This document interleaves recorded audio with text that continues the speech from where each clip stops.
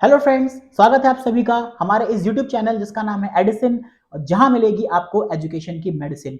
सो दोस्तों, आज हम लोग यूनिट 6 का पार्ट 2 पढ़ने जा रहे हैं, जहां पे हम लोग अपने रिमेनिंग क्वेश्चंस को खत्म करेंगे और आज इस यूनिट को भी खत्म कर देंगे। और फ्रॉम नेक्स्ट वीडियो ऑनवर्ड्स हम क्या करेंगे, हम अपनी नेक्स्ट यूनिट को स्टार्ट करेंगे। तो आज हमारे कुछ 40-50 के लमसम में क्वेश्चंस बचे हुए हैं अप्रॉक्स में, उसको भी खत्म करेंगे और यूनिट 6 आपकी खत्म हो जाएगी। तो मैं उम्मीद करता हूं कि आपने पिछली यूनिट 1 से लेकर 5 तक रिवाइज कर ली होगी सारी की सारी, उनको मल्टीपल टाइम्स देख लिया होगा, ताकि वो क्वेश्चंस आपके दिलों और आपके दिमाग दोनों जगह पे बैठ जाएंगे। अगर आपको नींद में उठा के कह देना उठो बेटा जल्दी से क्वेश्चन बताओ, तो आप फटाफट फटाफट आंसर उसके दे सको।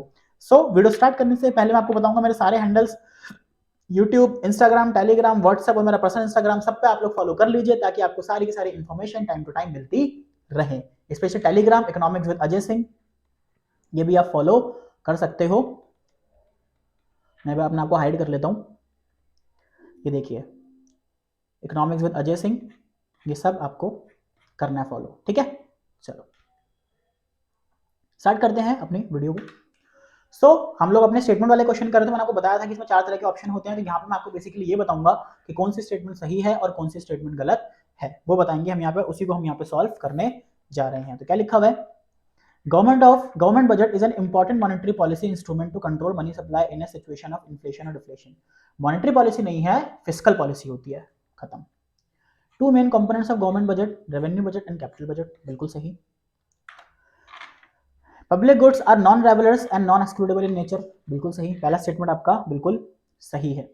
Non excludable implies that consumption by one does not affect the consumption by other, ये आपका नॉन रेवलर्स होता है। नॉन एक्सक्लूडेबल मतलब होता है किसी को एक्सक्लूड नहीं कर सकते यहां से, तो ये इसमें डेफिनेशन गलत दे रखी है। Government budget is an accounting statement showing item wise actual receipts and expenditure of the government during an fiscal year, तो ये पहला स्टेटमेंट आपका गलत है, ठीक है। अकाउंटिंग स्टेटमेंट नहीं होती है, ये आपकी एक एस्टिमेटेड स्टेटमेंट होती है, ठीक है। Statement 2, government budget records all the transaction of revenue nature as well as capital nature, बिल्कुल सही। पहली गलत, दूसरी सही। Fiscal deficit hamper future economic growth, क्या ऐसा होता है फिस्कल डेफिसिट? हाँ, क्योंकि यहाँ पे आपके डेट ट्रैप्स हो जाते हैं, ठीक है। डेफिसिट फाइनेंसिंग के चांसेस होते हैं बहुत ज़्यादा, फाइनेंसिंग के, ठीक है। और क्या होता है यहाँ पर, मनी सप्लाई, इन्फ्लेशन के चांसेस होते हैं बहुत ज़्यादा इसमें, तो कहीं ना कहीं आपके फ्यूचर ग्रोथ को तो हैम्पर करता ही करता है, ठीक है। तो यहाँ देखते हैं अब हम लोग क्या है। Government mainly borrows from reserve bank of India, so fiscal deficit generally inflation in nature, बिल्कुल सही। क्योंकि हम बेसिकली आरबीआई से लेंगे तो इन्फ्लेशन आना ही आना होता है। गवर्नमेंट क्या करती है, नई करेंसी छपवा देती है, जो फिस्कल डेफिसिट होता है, डेफिसिट फाइनेंसिंग होता है, और कहीं ना कहीं वो इन्फ्लेशन का रूप ले लेती है। Next, disinvestment and licence fee is a combination of non tax revenue of the government. Disinvestment तो नहीं होती, तो स्टेटमेंट वन तो पूरी तरीके से क्या हो गई, गलत हो गई। Non tax revenue is the recurring income earned by government other than taxes, ये बिल्कुल सही है। Statement one, tax is a compulsory payment imposed by government on an individual और एन ऑर्गेनाइजेशन, बिल्कुल सही। टैक्स एक कंपलसरी पेमेंट होती है जो आपको पे करनी ही करनी होती है, इस पे कोई ऑप्शन आपको नहीं होता है। Taxation is the primary source of income for the government, कैसा है, बिल्कुल टैक्सेशन आपका प्राइमरी सोर्स ऑफ, टैक्स अगर गवर्नमेंट को नहीं मिलेगा तो गवर्नमेंट आगे कुछ भी काम नहीं कर पाएगी।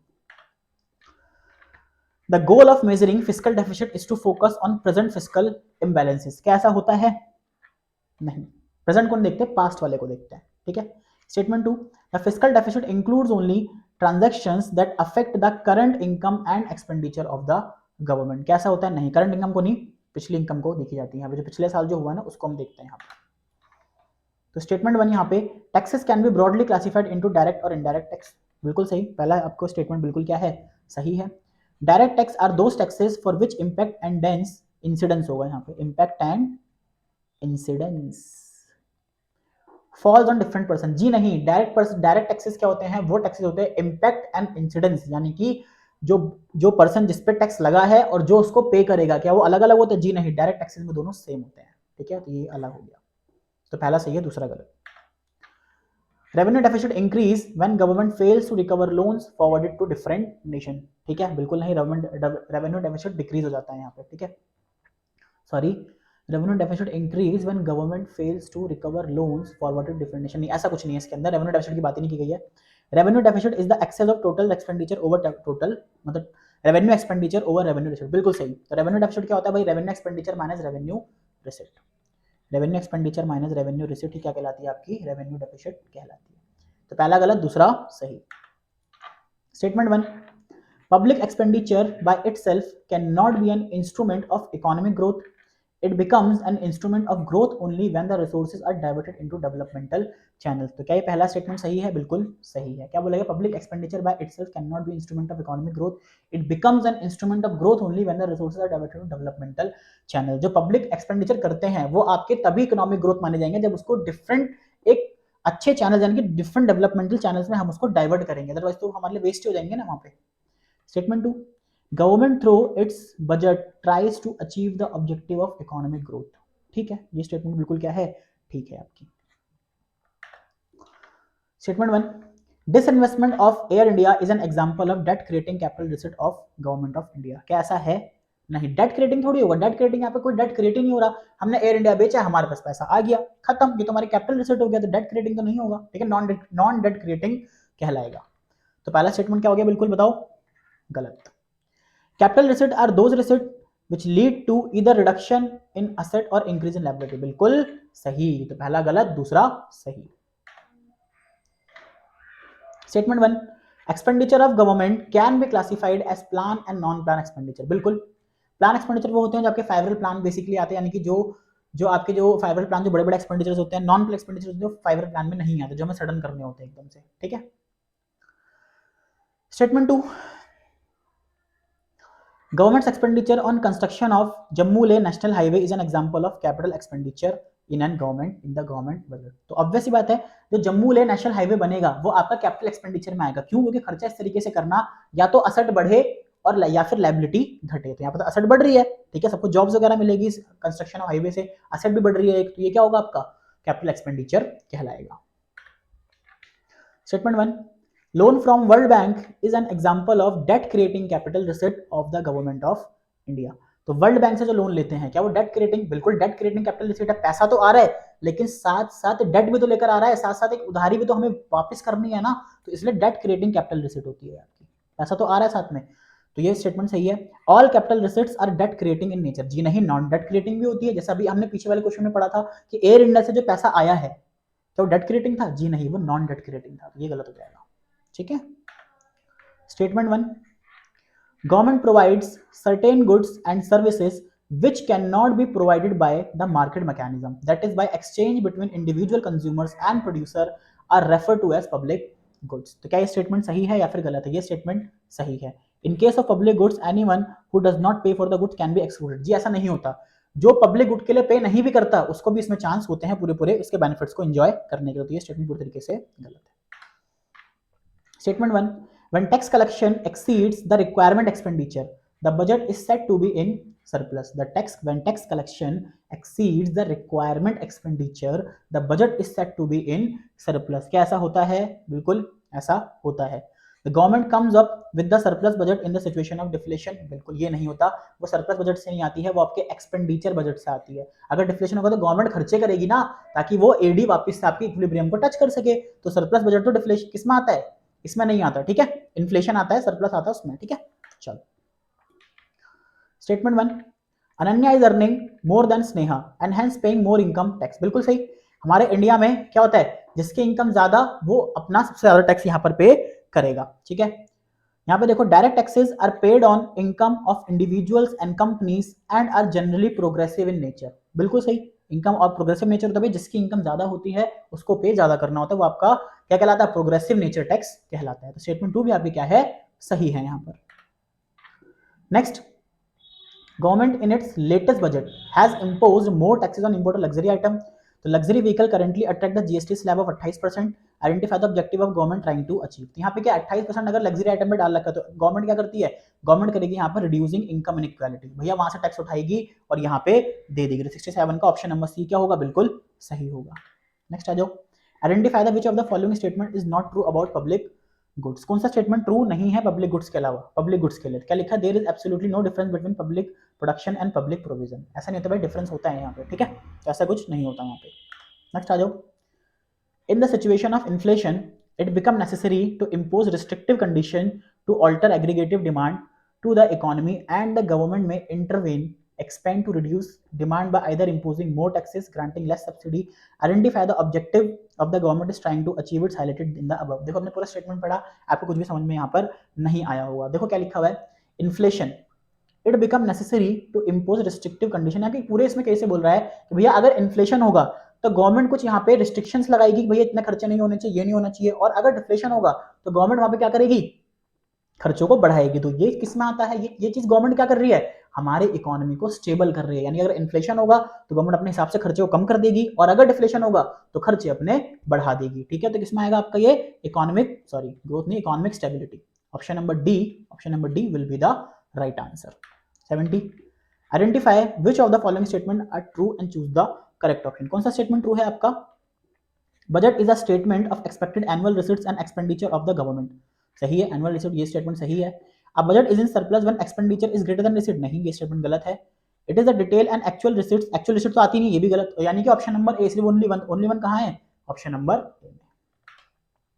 अब यहाँ पे आपके पास केसेस दे रखे कुछ सारे आपके, ठीक है, वो केसेस को आपको पढ़ना है और इन केसेस के क्या देने हैं आपको, आंसर देने हैं। ओके, तो केसेस को आपको पढ़ना है यहाँ पर, एक सेकेंड, नहीं केस स्टडी नहीं दे रखा आपका, सॉरी ये केस स्टडी वाला नहीं है, ये आपका एक केस स्टडी दे रखी है सिंपल कि इकोनॉमिक टाइम्स में आपकी लाइन है, क्या लिखा हुआ है, the governments fiscal deficit stood at इतना, फिस्कल डेफिसिट इतना दे रखा है करोड़ पर, और 31% of the budget estimates at the end of अगस्त। यानी कि फिस्कल डेफिसिट इतना दे रखा है 4.6 लाख करोड़, और क्या 30 या तो 4.6 लाख टोटल अमाउंट दे रखा है, और बजट एस्टिमेट का 31.1% आपका यहाँ पर दे रखा है। As per data release by the CAG, the deficit the deficit figure in the current fiscal appears much better than the previous financial year when it had sold to 109%। यानी कि कितना दे रखा है, पहले उसमें क्या था 31.1% था बजट एस्टिमेट का, अभी कितना हो गया 109% ऑफ एस्टिमेट्स हो गया, mainly on account of jump in expenditure to deal with the कोविड-19 pandemic. On the basis of information shared above, identify which of the following can be the reason for fall in fiscal deficit। यहाँ पे क्या होगा, क्या reason हो सकता है, यहाँ रीजन हो सकता है decrease in government expenditure. Government अपने खर्चे करने कम कर दिए तो ऑब्वियस बात आपका फिस्कल डेफिसिट भी क्या हो गया, फॉल हो गया यहाँ पर। ठीक है, तो ऑप्शन नंबर सी क्या होगा, देखो इतना बड़ा केस स्टडी और आंसर सिर्फ एक लाइन का, तो ऐसी होती है केस स्टडी डराने के लिए दी जाती है आपको, और सीधा आपका आंसर यहाँ पर आ जाता है। Identify which of the following statement is not true, कौन सा स्टेटमेंट यहाँ पे ट्रू नहीं है, कौन सा स्टेटमेंट ट्रू नहीं है, देखो installation of air purifier bye the government is a capital expenditure. ठीक है भाई, एसेट बढ़ा रहा है तो ये तो है, सही है। Expenditure incurred by government on maintenance and cleaning air purifier is revenue, जो उसका मेंटेनेंस का खर्चा आ रहा है, उसको क्लीन करने का जो खर्चा आ रहा है वो रेवेन्यू है, बिल्कुल सही, डेली कोर्स ऑफ एक्शन होगा। Salary paid to paid of government hospital, ये भी बिल्कुल सही है, रेवेन्यू एक्सपेंडिचर में आता है। लेकिन इंटरेस्ट पेमेंट और loan taken by government is capital expenditure, जी नहीं, ये आपका रेवेन्यू एक्सपेंडिचर होता है, तो ये स्टेटमेंट गलत है आपकी। तो नॉट पूछा है तो ऑप्शन नंबर डी आपका सही आंसर हो जाएगा यहाँ पर। अब यहाँ पे बताना है आपको, क्या बताना है, on the basis of data given below estimate the value of fiscal deficit. Fiscal deficit बताना है, ऐसे क्वेश्चन मैं आपको करा चुका हूँ, तो ये क्वेश्चन आपको होमवर्क में करना है और इसका आंसर मुझे कमेंट बॉक्स में जरूर बताना है। ठीक है, कमेंट बॉक्स में बताना है, सबको बताना है। अगर आप लोग चाहते हो कि आपका नंबर आए कॉलेज में तो प्लीज इसको सॉल्व करना, वीडियो को पॉज करके, और यहाँ पे इसका आंसर मुझे कमेंट बॉक्स में जरूर करके बताना। जिन बच्चों का आंसर आएगा मैं समझूंगा कि हाँ उन्होंने ऑनेस्टी से इस क्वेश्चन को किया है। यहाँ पर मैचिंग वगैरह बतानी है आपको, मैच लिस्ट 1 विद लिस्ट 2। तो यहाँ देखो, अगर हम यहाँ पे ऑप्शन नंबर बी की तरफ जाते हैं तो gift and grant receive by the government from abroad, revenue receipt होगी। ठीक है, pension paid to old people, ये क्या होगा, ये भी रेवेन्यू एक्सपेंडिचर होगा। आपको भी मैंने बताया ना, रेवेन्यू या तो आप यहाँ पे तो रिसीव हो रही है रेवेन्यू रिसीट, ये पे कर रहे हैं। ठीक है, borrowings from World bank by government of India, तो ये क्या होगा आपका, ये होगा सॉरी बी का फोर्थ, हाँ ठीक है, कैपिटल रिसीट, और ये तो आपका लास्ट बच गया डी, यहाँ पे आ जाएगा। ठीक है, तो ये चारों मैंने मैच करवा दिया, ऑप्शन नंबर बी यहाँ पर करेक्ट आंसर होगा।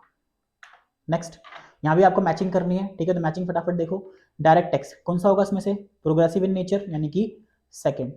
तो ए का 2 कहाँ आ रहा है, देखो ए का 1 यहाँ पर आ रहा है, ये ऑप्शन तो देखते हट गया और ये भी ऑप्शन देखते हट गया, यानी कि ए और सी में से हमें देखना है इनडायरेक्ट टैक्स क्या होगा। यहाँ पे देखो, goods directly produce by the government, proportional in nature, progressive in nature, क्या होगा यहाँ पे बताओ, क्या होगा, प्रोपोर्शनेट इन नेचर। जितना ज्यादा करोगे यानी कि ये आपका बी होगा, यानी कि बी का क्या होगा, फोर्थ होगा। तो बी का फोर्थ का यहाँ पे आ रहा है, यहाँ पे बी का थर्ड आ रहा है, काट दो उसको। तो option number A will be the right answer. सारे मैच ही नहीं करने, एक दो मैच करो जो आपको आते हैं, उस हिसाब ऑप्शन यहाँ पे टिक कर लोगे और फटाफट से आगे बढ़ोगे। मैच लिस्ट 1 विद लिस्ट 2, तो हमें यहाँ पे लिस्ट 1 और लिस्ट 2 को यहाँ पे मैच करना है। तो बताइए क्या आएगा यहाँ पे होगा आपका ऑप्शन नंबर डी, क्योंकि देखो जो कॉन्सेप्ट सारे बताए मैं आपको सिर्फ आंसर मैच करवा रहा हूँ किसमें कौन कौन सी चीज आपकी यहाँ पर आएगी। तो ए का फोर्थ, फिजिकल डेफिसिट का फोर्थ होगा, सबको पता है। तो total expenditure minus total receipts excluding borrowing, सबको पता है ऑप्शन नंबर ए होगा। ठीक है, रेवेन्यू डेफिसिट क्या होगा, total revenue expenditure minus revenue receipt. ठीक है, सी का first primary deficit minus interest payment, और यहाँ पे ऑप्शन नंबर डी यहाँ पर आ जाएगा। ओके, 77 का क्या होगा, ऑप्शन नंबर ए देखते हैं यहाँ पर, revenue receipt, option number A क्या होगा, neither increase in liability nor decrease in asset. B का second capital receipt, decrease in asset. C का थर्ड रेवेन्यू एक्सपेंडिचर क्या होगा, नॉन रिकरिंग इन नेचर, और यहाँ पे डी आएगा डिक्रीज इन लायबिलिटी। ठीक है, चलिए मैच लिस्ट 1 विद लिस्ट 2, यहाँ पे लिस्ट 1 और लिस्ट 2 आएगी आपकी। तो यहाँ पे क्या होगा, देखते हैं 78 का क्या होगा, 78 का होगा आपका redistribution of income, increase in tax rate to reduce inflation. बिल्कुल है, नहीं ये नहीं होगा, एक सेकेंड, रिडिस्ट्रीब्यूशन ऑफ इनकम में इंपोजिंग टैक्सेस नहीं होगा, increase in tax rate to reduce inflation. ठीक है, सब्सिडी टू पुअर, नहीं ये भी नहीं होगा, reducing imposing taxes subsidies on producing goods in backward area। सी का फोर्थ होना चाहिए, सी का फोर्थ कौन सा ऑप्शन में है, सी का फोर्थ आपका एक ही ऑप्शन में है, वो ये रहा। यहाँ पे आएगा बच्चा ऑप्शन नंबर डी आएगा, यहाँ पे ए का सेकंड आएगा, redistribution of income subsidies to poor, हाँ देखा। ठीक है, रीअलोकेशन ऑफ रिसोर्सेज थर्ड। ठीक है, और सी का फोर्थ, सी और लास्ट में डी, यानी कि जो ऑप्शन नंबर डी है ना वो आएगा। ठीक है, मैच लिस्ट 1 विद लिस्ट 2, यहाँ पे मैचिंग आ गई आपकी सारी की सारी, बताओ कौन सी होगी। Direct taxes, indirect taxes, capital receipt, capital expenditure, बताओ डायरेक्ट टैक्सेस क्या होते हैं। डायरेक्ट टैक्सेस होते हैं increase in liability impose in, देखो impose in goods and services तो किस पे आता है आपका, ये आएगा आपका इनडायरेक्ट टैक्स, यानी कि बी का तो क्या होना चाहिए, 1 होना चाहिए। अब देखो बी का 1 कहाँ दे रखा है बच्चों, बी का 1 एक ही ऑप्शन में दे रखा है, ये रहा ऑप्शन नंबर सी। ये भी गलत, ये भी गलत, और ये भी गलत। देखा, ऐसे एक मिनट में कर लेते हैं, तो option number C will be the right answer. Identify which of the following statement is not true in the government of goods and services, in the context of goods and services। कौन सी statement आपकी true नहीं है, तो यहाँ देखो third, GST है subsumed of lot of direct tax, जी lot of direct tax नहीं, लॉट ऑफ इनडायरेक्ट टैक्सेस, बच्चा लोग इनडायरेक्ट टैक्सेस। ठीक है, 81, revenue expenditure of the government includes lakh crore, बताओ revenue expenditure of the government includes, क्या इंक्लूड होंगे, लाख करोड़ नहीं आएगा, क्या इंक्लूड इसमें से करेंगे, तो यहाँ पे करेंगे payment of interest by the union government on loan taken from IMF. Revenue expenditure होगा ना, अगर हमने कोई लोन लिया तो उसको हम इंटरेस्ट पेमेंट कर रहे हैं, ये तो रेगुलर कोर्स ऑफ एक्शन है, हमें हर साल या फिर हर महीने पे करना होगा, तो ये रेवेन्यू एक्सपेंडिचर आपका कहलाएंगे। फिर यहाँ पे आ गया identify which of the following statement not true and choose the correct option. Correct option आपको चूज करना है, तो कौन सा आएगा आपका, फर्स्ट एंड थर्ड को देखेंगे अगर हम, फर्स्ट एंड थर्ड को ध्यान से देखो। Disinvestment of Air India is an example of, not true है ना, डेट क्रिएटिंग, देखो disinvestment of Air India not debt creating नहीं है, ये नॉन डेट क्रिएटिंग है, तो ऑप्शन गलत। ठीक है, और थर्ड देखो, expenditure incurred by government of India in providing old age pension is an example of capital receipt, ये नहीं आएगा कुछ भी, ये भी क्या है गलत, कैपिटल रिसीट नहीं होता यहाँ पर, ये क्या होगा, रेवेन्यू एक्सपेंडिचर होगा यहाँ पे। ठीक है, फिर यहाँ पे आपको टैक्सेस दे रखे हैं सारे के सारे यहाँ पे। ठीक है, ये टैक्सेस को आपको देखना है यहाँ पे, ठीक है, इनको पढ़ना है। फिर आपको ये सारे के सारे ग्राफ दे रखे हैं आपको, ये ग्राफ आपको पढ़ने हैं यहाँ पर। ठीक है, इसका स्क्रीनशॉट ले देना और इसको पढ़ लेना, और फिर यहाँ से आपको सारे के सारे क्या करने हैं, क्वेश्चन को सॉल्व करना है। ये क्वेश्चन मैं नहीं करा रहा हूँ क्योंकि ये केस स्टडी क्वेश्चन है, तो ये आपको सॉल्व यहाँ पर करने हैं। ओके, ये ग्राफ वाले क्वेश्चन आपको सॉल्व करने हैं। बाकी जो सिंपल क्वेश्चन है, जैसे कि primary deficit can be calculated, primary deficit कैसे निकलता है, fiscal deficit minus interest payment, इसके लिए आपको पढ़ने की जरूरत नहीं है, तो आप ऐसे निकाल लोगे। ठीक है, तो ऑप्शन नंबर डी इसका सही आंसर होगा। अगर हम इसके पीछे वाला क्वेश्चन देखेंगे तो ये आपको देखना पड़ेगा, उसमें से आप देख के बताओगे। ठीक है, ये भी आपका स्टेटमेंट वाले क्वेश्चन है, देखो यहाँ पे, तो यहाँ पे क्या होगा, यहाँ पे होगा आपका आंसर, देखो स्टेटमेंट 1 करेक्ट है आपकी, डाटा ऑन गवर्नमेंट अकाउंट, चलो ये भी उसमें से देखने को मिलेगा, उसको देख के पढ़ना। अब यहाँ भी आपको क्या देखा, सारा का सारा ये चीज़ें रखी है आपको, इसको आपको सॉल्व करना है। ठीक है, टेक्स्ट बहुत छोटे हैं बट इसको आप पॉज करके यहाँ पे देख सकते हो। ठीक है, छोटी चीज़ आपको देखनी है और ये आपको यहाँ पर बता देना है, और फिर यहाँ पे इसकी वैल्यू सारी बतानी है आपको। ठीक है, सारी वैल्यू कमेंट बॉक्स में मुझे बताना है, सबके आंसर मुझे मिलने चाहिए कमेंट बॉक्स में। ठीक है, कमेंट, अगर मैं केस स्टडी पढ़ने लग जाऊंगा फिर तो बेटा वीडियो 3 घंटे की पहुंच जाएगी। ठीक है, तो केस स्टडी में कुछ नहीं करना, पढ़ के आपको आंसर देना होता है, सिंपल। ठीक है, तो कैपिटल रिसीट ये भी हो गया, ये सिंपल सा बता सकते हो। सो ये हमारा यूनिट नंबर 6 आज क्या हो चुकी है, फिनिश हो चुकी है। और यूनिट नंबर 7 हम लोग नेक्स्ट वीडियो में स्टार्ट करेंगे, ठीक है। तो आज के लिए आप हमारे फिर से सारे हैंडल्स को फॉलो कीजिए, यूट्यूब, इंस्टाग्राम, टेलीग्राम और क्या, व्हाट्सएप और मेरा personal account. So thank you so much for watching the video. Video पसंद आया तो प्लीज लाइक कीजिए, शेयर कीजिए एंड अपना फीडबैक देना ना भूलिए।